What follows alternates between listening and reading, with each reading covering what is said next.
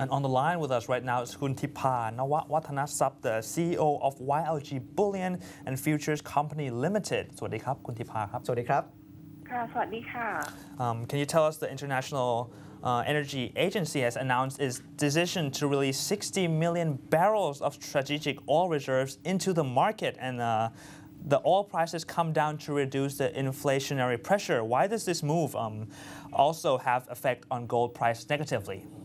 Yeah, after IEA has announced to release around 60 million barrels of strategic oil reserve into the market, the oil price has been reduced to the level of below $90 per barrel, and also the gold price has been reduced to the level below of $1,500 per troy ounce to the level of, I think the lowest is around $1,490 per troy ounce. So the price of the gold is following the price of of the oil price. I see.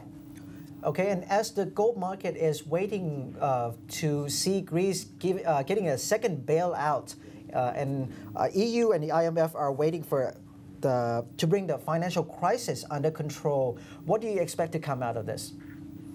Right now, as we can see that gold price just today that it's rose back to the level of above $1,500 per troy ounce as the its increase of the risk appetite for the commodities.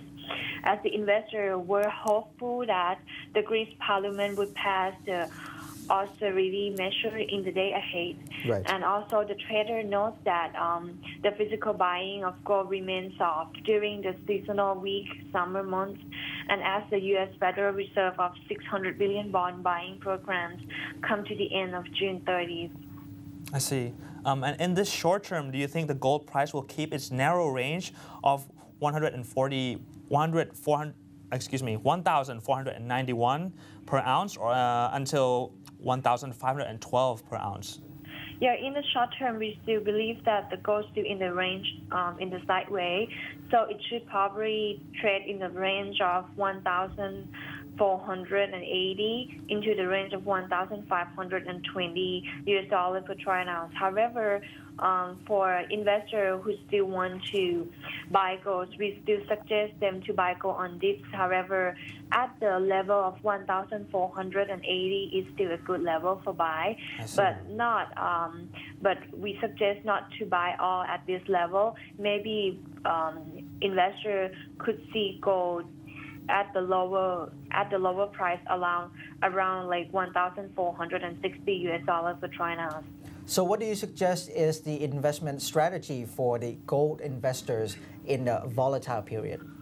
Yeah, we still suggest them to buy gold on dips because we still believe that in terms of fundamental factors, in long terms and middle terms, gold price still search for higher. Around like at the end of quarter 3 or beginning of quarter 4, we still believe that we should see the gold price at the level of $1,650 per troy ounce. Okay, thank you very much, Khun Thipa, for sharing with us. Thank you. And right now, let's take a look at the oil supply around the world as oil rose for a second day in New York after a report showed U.S. crude supplies dropped for a fourth week amid optimism that Greek lawmakers will approve austerity measures to prevent a Greek debt default. Futures increased as much as 0.6% after climbing the most in 6 weeks yesterday. Greek Prime Minister George Papandreou's 78 billion euro plan to cut spending and sell assets is set for a vote in Parliament today. Crude stockpiles dropped 2.7 million barrels last week to 360.3 million, according to the American Petroleum Institute.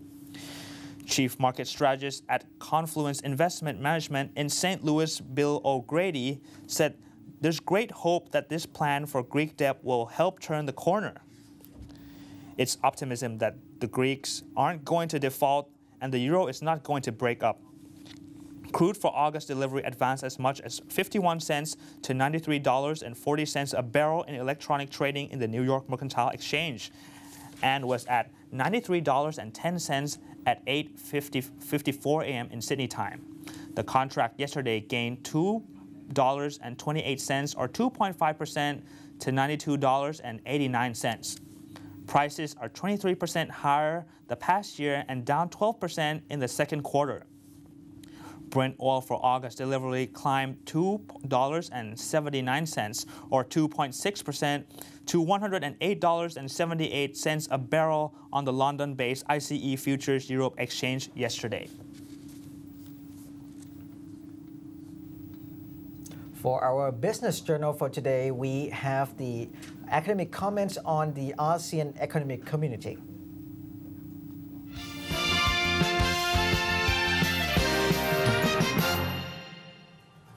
Solar energy seems to be among the abundant sources of energy available on Earth, partly because the sun always rises in the east and sets in the west.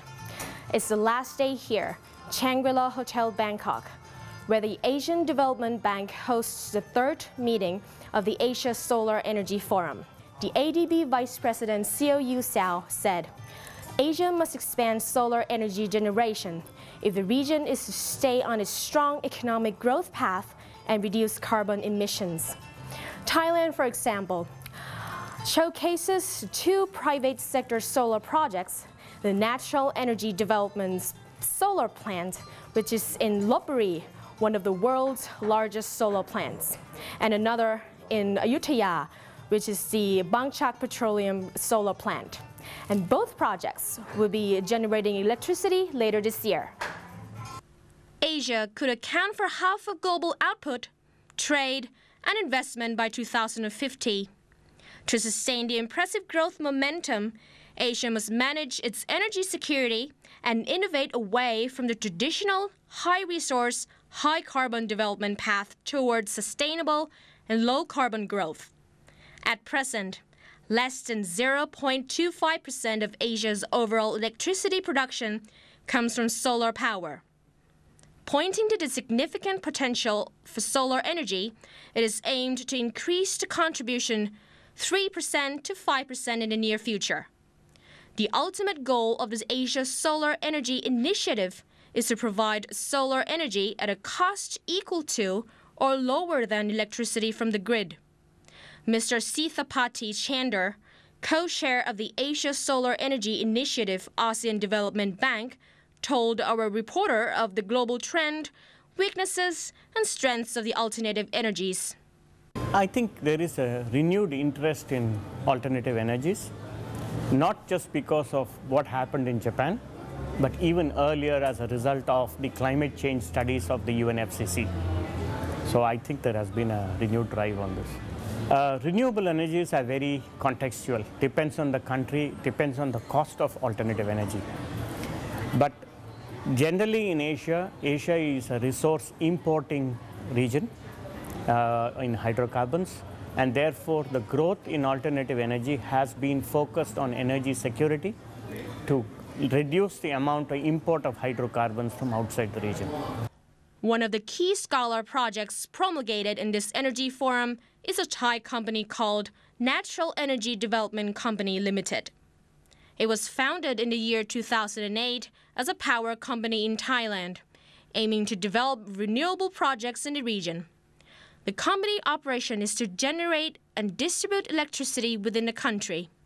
Currently, NED focuses its power project development on two sources of energy, solar and wind powers, which are clean and non-polluted type of fuel. Natural Energy Development, or NED, in cooperation of local and foreign financial institutions and solar panel manufacturer Sharp Corporation, plans to expand the gross capacity of its solar project in Lopburi, one of the world's largest solar farms upon completion, from 73 megawatt to 84 megawatt to celebrate the auspicious year of Thailand. The Lopburi Solar Project is the first project that responds to the Thailand 15-year Renewable Energy Development Plan of the Ministry of Energy. It is extremely anticipating that in the near future, we might be using electrical appliances powered by the energy of the sun. The sunrise will never be the same again. Pasurang Desha Putharangsi, ASEAN Newsroom.